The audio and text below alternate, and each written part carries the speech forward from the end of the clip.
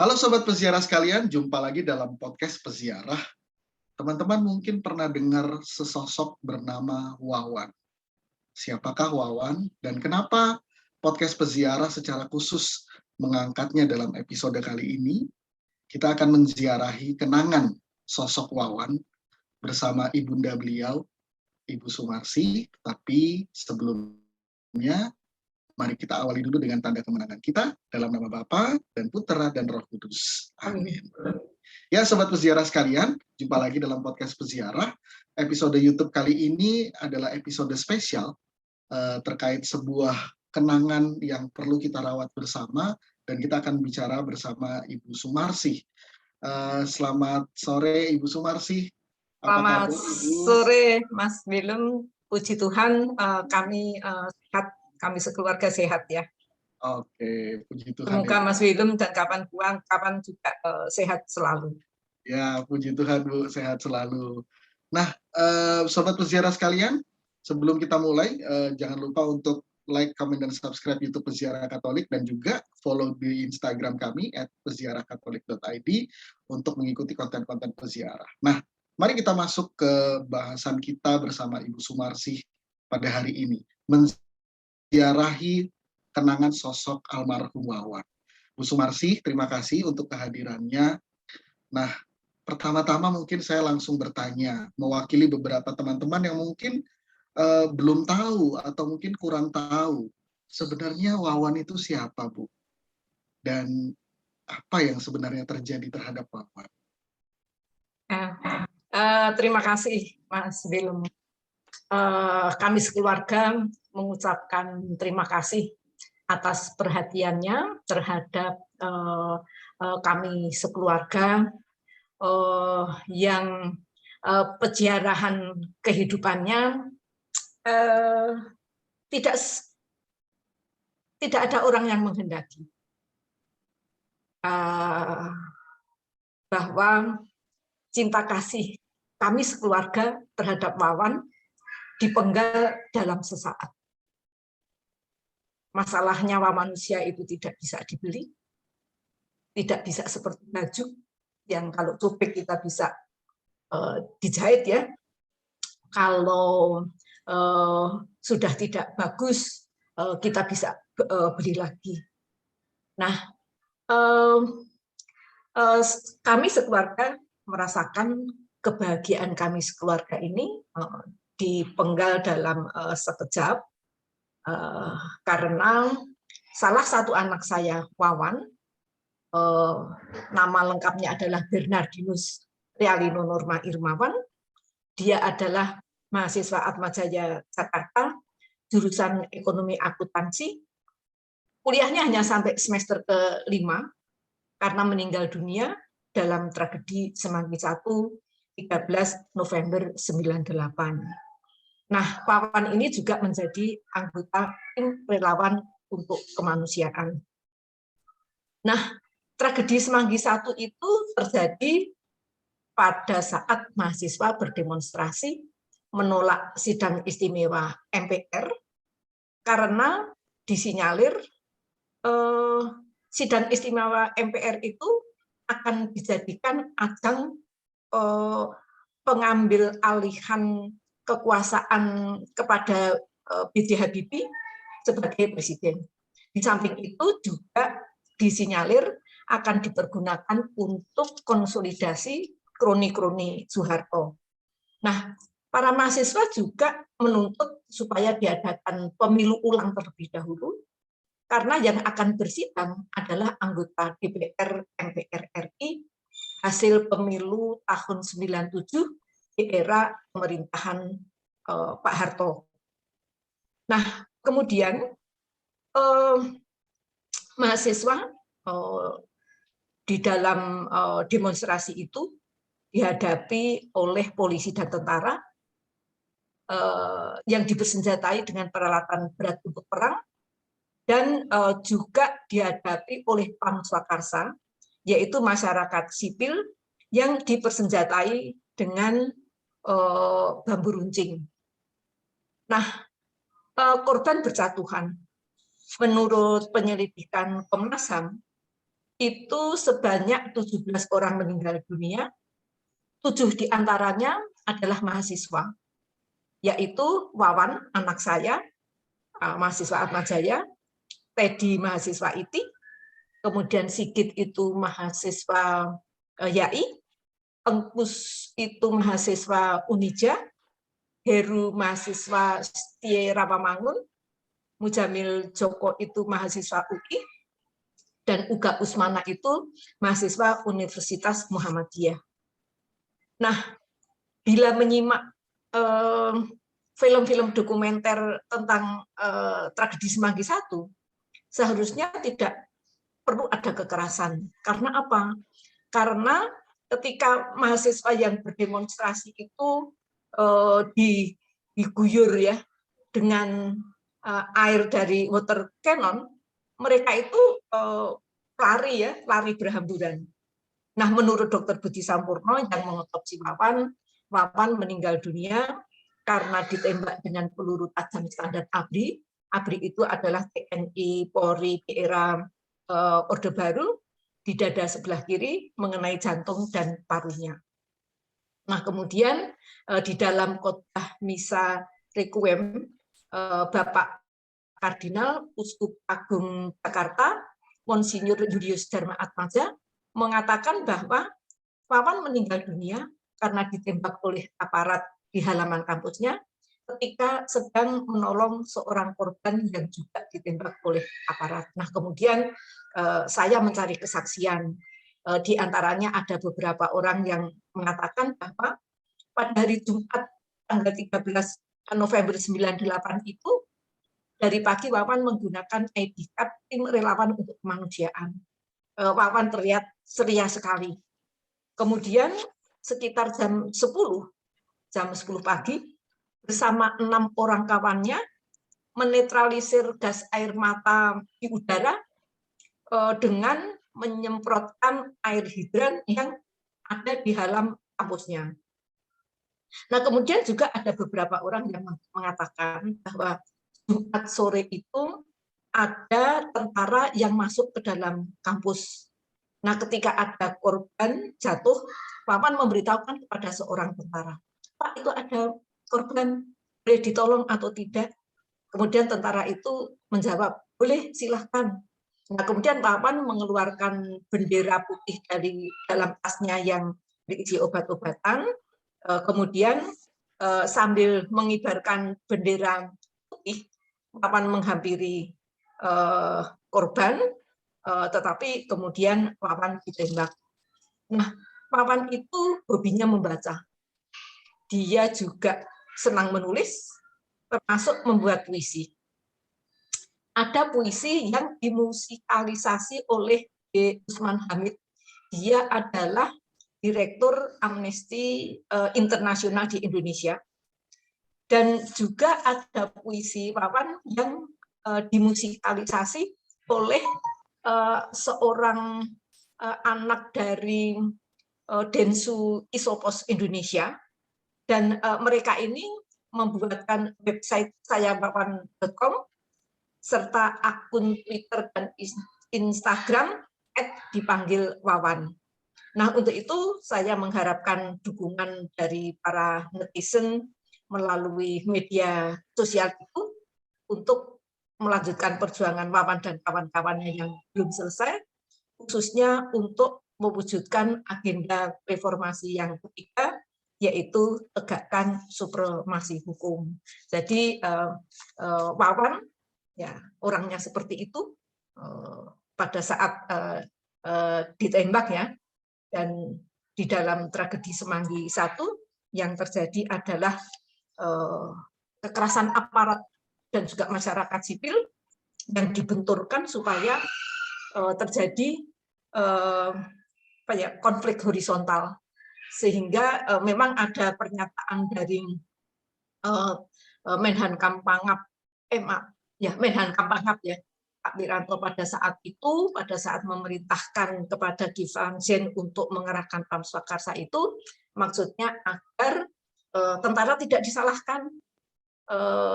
Jadi dikondisikan dibenturkan antara masyarakat sipil dengan mahasiswa. Itu Mas Vito.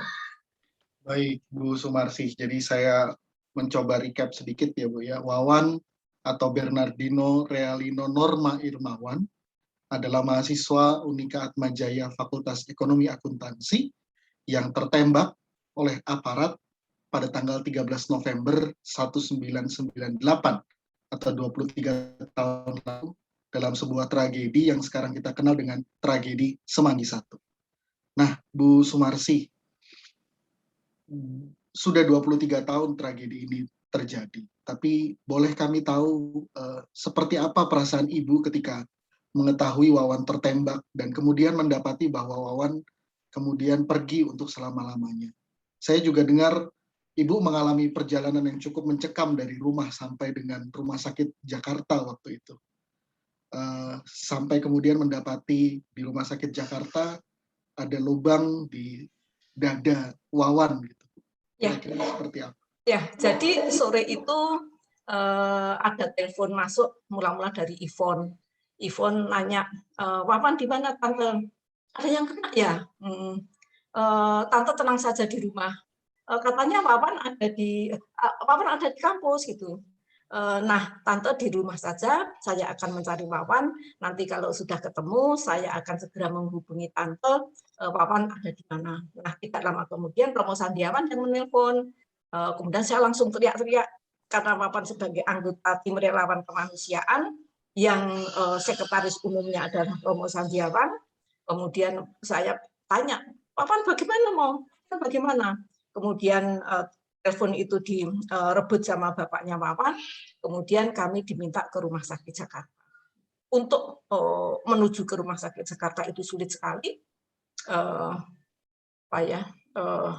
mau belok supaya bisa langsung ke depan DPR dan ke Atmajaya, kemudian bisa ke Rumah Sakit Jakarta, saya minta bantuan polisi, dia bilang, saya tidak bisa membantu, silahkan Ibu minta bantuan ke yang baju hijau. Kemudian saya ke yang baju hijau, itu adalah tentara. Saya bilang, Pak, anak saya kena musibah, sekarang di Rumah Sakit Jakarta, saya minta bantuannya supaya bisa saya segera sampai di Rumah Sakit Jakarta. Saya tidak tahu lewat mana, karena sepanjang jalan saya selalu berdoa rosario, dan tiba-tiba muncul kata-kata, tidak Bunda Maria, tidak Tuhan Yesus, selamatkanlah anak saya. Kami ke Rumah Sakit Jakarta berempat, dengan adik saya, suami istri, kemudian adik saya yang perempuan. Mbak, ada apa? Gitu. Ada apa? Tapi hanya diam saja. Terus kemudian saya melanjutkan doa rosario lagi sampai di Rumah Sakit Jakarta. Situasi di depan kampus Atmajaya itu sebenarnya hari itu tidak hujan, tetapi basah, mungkin karena bujuran ini ya, air water cannon itu di udara itu banyak bola-bola api yang diarahkan ke kampus Atmajaya dan diiringi dengan suara tembakan itu berkali-kali, dan menurut film dokumenter itu berlangsung sampai lama sekali. Sampai di Rumah Sakit Jakarta, saya bertemu dengan anak-anak muda. Saya bilang, Dek, saya ibunya Wawan, mahasiswa Atmajaya. Katanya Wawan kena musibah. Sekarang Wawan di mana? Oh, Wawan ada di UGD, Tante. Nah, sampai di lift ketemu suster. Terusan ada yang nanya, Wawan di mana suster? Gitu, yang anak muda itunya. Wawan di basement. Nah, dalam pikiran saya, basement itu ya, kalau rumah sakit ya, kamar jenazah. Nah, kemudian saya banyak orang menghibur. Terus kemudian Tante harus tabah, Ibu harus tabah, Ibu harus kuat gitu. Iya, tapi mana Wawan? Saya memaksa supaya saya bisa segera ketemu Wawan. Setelah itu ada pintu yang dibuka. Di dalam itu ada 3 keranda yang berisi anak-anak muda. Salah satu di antaranya adalah Wawan. Wawan sudah di dalam keranda, tangannya dilipat di dada, matanya terpejam, jempol kakinya diikat pakai kain putih, kemudian saya raba dari kepala sampai ke kaki, kemudian saya ini, Wan, perutmu tipis, kamu lapar ya? Dan saya lihat ini di kaosnya berlubang, terus kemudian ada bercak darahnya sedikit. Oh, Wan, kamu ditembak, Wan. Nah, terus setelah itu saya berdoa, nggak tahu saya berdoa. Kemudian yang ada di dalam pikiran saya ingin pulang Wawan yang sudah meninggal ya dimakamkan, dimakamkan. Wawan seperti tertidur lelap gitu. Kemudian sama silahkan tunggu ibu, kami akan saya bilang, suster, saya ibunya Wawan. Wawan meninggal dunia, sudah meninggal. Saya minta tolong biaya yang diperlukan berapa, saya ada sedikit uang, nanti akan saya bayar, kalau kurang besok akan saya lunas. Terus kemudian tidak lama kemudian Ibu Wawan sudah bisa dibawa pulang. Setelah itu saya kembali ke kamar jenazah. Di depan kamar jenazah saya udah ditempel sama intel.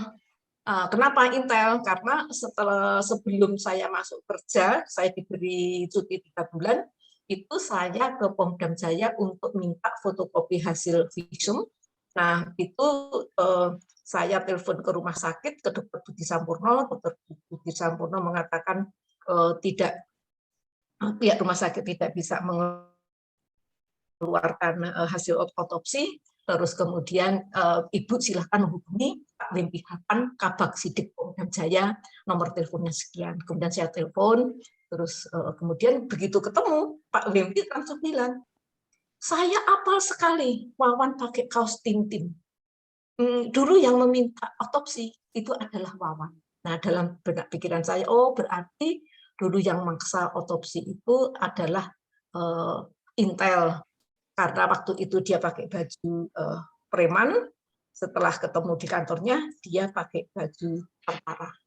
Terus kemudian setelah itu saya bertemu dengan Romo Andang,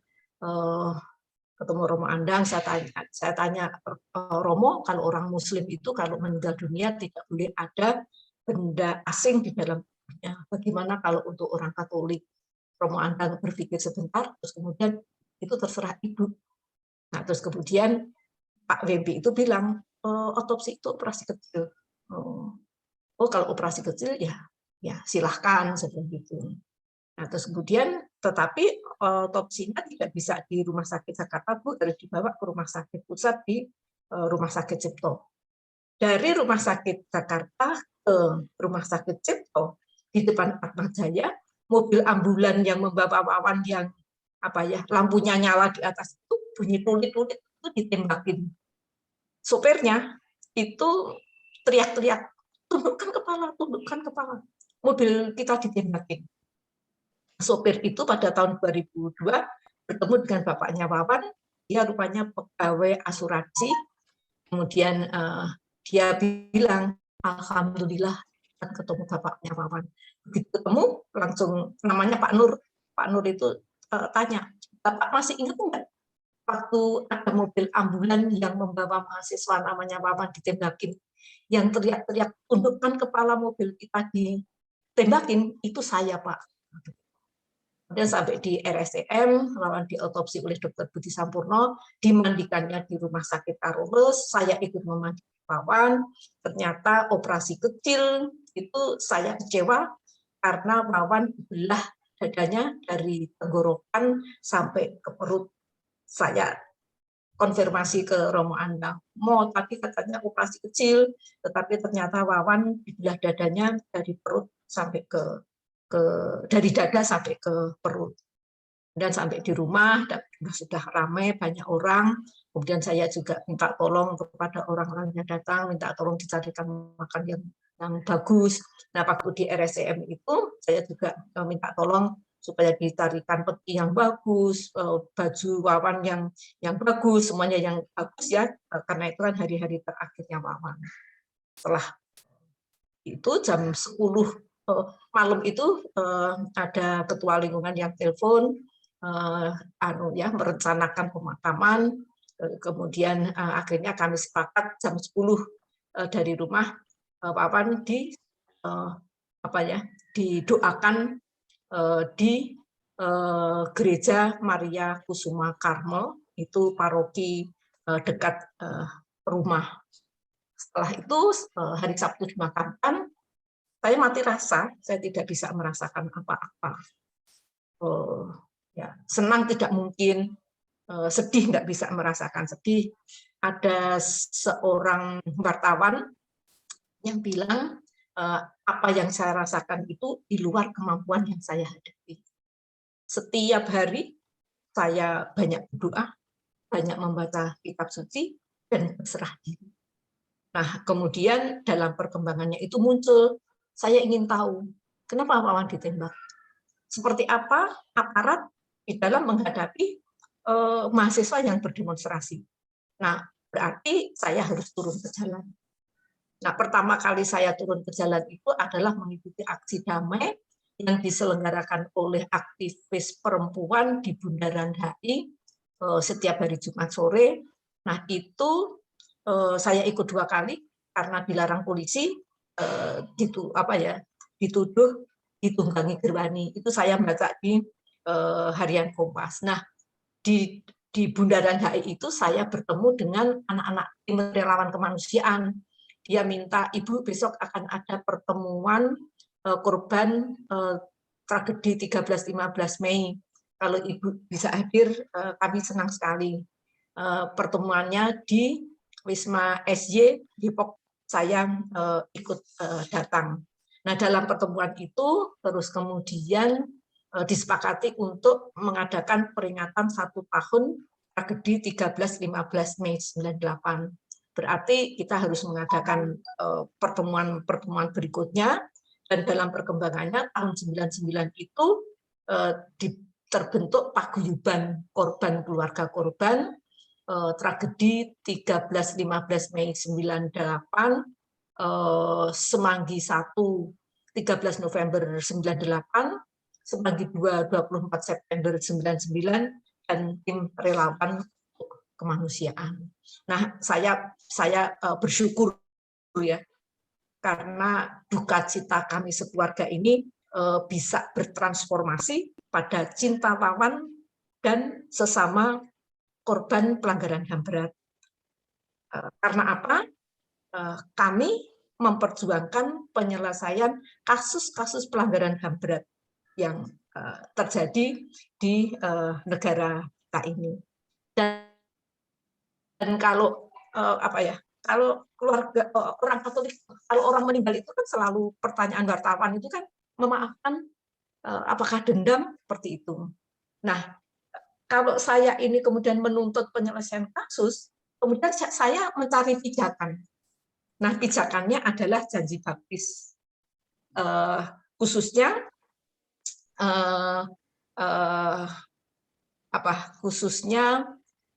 yang kami tidak setuju,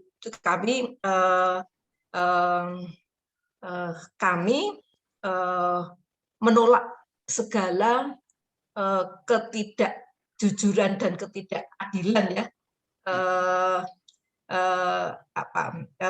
dan yang melanggar hak-hak asasi manusia. Nah, ini untuk menghibur diri, enggak tahu orang lain menilai saya ini apakah dendam atau seperti apa, tetapi ketika janji baptis itu setiap Paskah diulang, pada perayaan-perayaan tertentu juga diulang. Ini yang menjadi pijakan kami sekeluarga untuk melanjutkan perjuangan Wawan. Baik, Bu Sumarsi. Sebelum kita masuk ke pertanyaan berikutnya, kira-kira orang muda bisa lakukan apa, Bu? Saya ada 3 hal yang ingin saya konfirmasi. Dari apa yang saya coba gali terkait dengan peristiwa yang dihadapi Wawan dan Ibu Sumarsi, saya menemukan ada 3 fakta. Pertama, sebelum Wawan ditembak, itu Wawan katanya pernah cerita bahwa ia menjadi salah satu target dari aparat. Katanya nomor 5 atau nomor 1, saya lupa. Nomor 1. Jadi tahun 98 itu kan banyak, semua kampus itu ada intelnya yang dikuliahkan di kampus. Nah, di Atmajaya kan juga banyak intelnya. Ada yang anak-anak yang ke rumah itu kalau pas intelnya itu nggak ikut, dia kasih tahu, Bu, ini Bu, itu dia tuh intel, itu Bu, ini dia tuh intel, gitu. Nah, mula-mula Wawan bilang gini, Bu, maksud Bu, tadi itu ada teman Wawan Bu yang katanya intel, maksud dia ngasih tahu Wawan berlima, Wawan menjadi urutan pertama dari daftar GAIS yang akan dihilangkan. Nah, kemudian kami ketakutan semua. Setelah kami ketakutan semua, terus Wawan juga takut. Kalau begitu, sekolahin dong Bu, keluar negeri. Wah, uangnya dari mana? Itu nggak punya uang. Biayanya kan tinggi. Udah keluar aja, nggak usah kuliah dulu. Nanti kalau situasinya sudah aman, nanti baru kuliah lagi. Terus kemudian tidak lama kemudian ya sebulan lebih kayaknya ya, atau mungkin 2 bulan, Wawan kasih tahu Bu. Wawan kasih tahu Bu, tenang Bu, tenang Bu. Tapi teman Wawan kasih tahu nama Wawan sudah dihilangkan, sudah dihapus. Jadi Wawan, Ibu tenang aja di rumah, Wawan tetap akan kuliah. Dan kenapa saya menyetujui Wawan ke kampus Atmajaya? Karena pada saat sidang umum MPR bulan Maret tahun 98 itu, saya melihat Wawan ada di TV, ada di sebuah ruangan di tengah-tengah tumpukan barang. Saya tanya, Ibu tadi lihat Wawan di TV, itu ada tumpukan barang-barang banyak sekali. Itu apa, Wan? Oh, itu Bu, Wawan kan yang dipercaya untuk ngurusin logistik, Bu. Jadi pernah ada bantuan air mineral, rupanya itu sudah disuntik pakai zat kimia. Akhirnya air mineral itu dibawa ke laboratorium dan ternyata betul itu sudah disuntik pakai zat kimia. Akhirnya saya yang dipercaya untuk menerima dan mendistribusikan bantuan dari masyarakat. Terus itu yang di telinga apa? Pensil atau rokok? Dia ketawa ngakak, hahaha. Boleh dong Bu, kan capek. Ngerokok Bu. Nah, kan Ibu udah bilang boleh ngerokok kalau sudah kerja punya penghasilan sendiri. Masa ngerokok minta uang? Nah, setelah Wawan meninggal, Suster Inoy, suster gereja ya, itu bilang bahwa saya dulu bertugas dengan Wawan di Atmajaya untuk ngurusi logistik. Jadi yang diberi kepercayaan untuk ngurus logistik itu adalah Wawan dan Suster Inoy. Kemudian benarkah Wawan pernah meminta rompi anti peluru? Betul. Kemudian Ibu juga sempat membuatkan sayur asem dan empal yang belum dimakan oleh Wawan? Ya, jadi dulu Wawan itu minta jaket anti peluru. Ibu kan nggak tahu belinya di mana, Wan. Wawan cari informasi aja. Karena kasus saya di DPR itu kan juga berita-berita akan ada tembakan bebas aparat itu kan apa ya, menyebar di kantor ya. Saya kerja di Sekretariat Jenderal DPR RI. Nah, kemudian ketika Wawan minta jaket anti peluru, ketika saya Wawan nggak usah kampus Atmajaya kan dekat dengan DPR, setiap hari ada demo, setiap hari dengar tembakan, nggak tahu itu tembakan apa, tembakan peluru tajam, peluru karet, peluru kosong itu nggak tahu. Maksud sih Bu, teman-teman kampus dari berbagai daerah ngumpulnya di Atma, masa Wawan yang punya kampus tuan rumah, masa Wawan enak-enak di rumah, yang nggak enak kan Bu. Nah kemudian ya Wawan cari informasi, jaket anti peluru itu harganya 150.000. Terus kemudian saya kasih uang, sampai di rumah, ya Ibu, jaket anti pelurunya udah habis Bu, udah nggak ada. Nah, ya akhirnya nggak kebeli, akhirnya beli jaket kulit. Kemudian di samping itu juga minta HP. Waktu itu kenapa Wawan minta HP nggak saya belikan, karena di samping harganya mahal, Wawan kan masih kuliah, mosok sedang kuliah ada dosen, tiba-tiba ada orang nelpon, terus Wawan halo-halo, kan nggak etis kan, nggak sopan gitu. Ya udah, ini yang menjadi penyesalan saya. Kalau misalnya Wawan saya beli HP, saya selalu bisa berkomunikasi dengan Wawan, walaupun Wawan sebagai anggota BPM Fakultas Ekonomi, Badan Perwakilan Mahasiswa jurusan Ekonomi, yang bisa menggunakan fasilitas telepon di Atmajaya, tetapi kalau pakai HP kan setiap saat bisa berhubungan, ya, bisa menghubungi. Bu Sumarsih, kenapa orang muda gereja, terutama orang muda Katolik, tidak boleh lupa, Bu, tentang apa yang terjadi dengan Wawan? Ya, sebenarnya tidak hanya masalah Wawan saja, ya. Lalu itu tidak boleh dilupakan. Jadi kalau pemerintah itu pernah dulu waktu pembahasan KKR itu, kita lupakan, kita maafkan, supaya kita bisa menatap hari esok yang lebih baik. Pak JK itu bilang, kalau kita selalu menengok ke belakang, selalu melihat spion, ya kita nggak nyampe-nyampe. Tapi bagi saya, masa lalu itu adalah pengalaman yang paling berharga. Dan masa lalu itu adalah pelajaran yang berharga untuk menapaki sejarahan kehidupan masa yang akan datang. Nah, untuk yang tidak baik, ya diperbaiki. Yang sudah baik, ya diteruskan. Mestinya seperti itu. Kemudian apa ya, Bu, keutamaan dari Mas Wawan yang kira-kira bisa jadi teladan untuk orang muda Katolik saat ini? Nah, itu yang mengingatkan saya pada saat doa arwah 5 tahun meninggalnya Wawan, itu pastor kepala paroki gereja MKK Maria Kusuma Karmel di Jakarta Barat, Romo Suwaji Okarm, minta agar doa arwah itu diadakan di gereja dengan harapan kepedulian Wawan terhadap masyarakat ini, kepekaan sosial yang dimiliki Wawan ini bisa menular kepada OMK. Nah, memang semasa hidupnya Wawan ini peduli terhadap masalah kemanusiaan. Tahun 98 itu Mas William sudah lahir atau belum? Sudah lahir, ya. Tahun 98 itu kan terjadi tragedi kemanusiaan yang luar biasa. Situasi politik di Jakarta memanas. Kemudian pemerintahan Presiden Soeharto itu dari tahun ke tahun semakin otoriter, militeristik, dan korup. Nah, kemudian pada sidang umum tahun 98 itu MPR RI kembali memilih Soeharto menjadi presiden untuk yang ke-6 kalinya.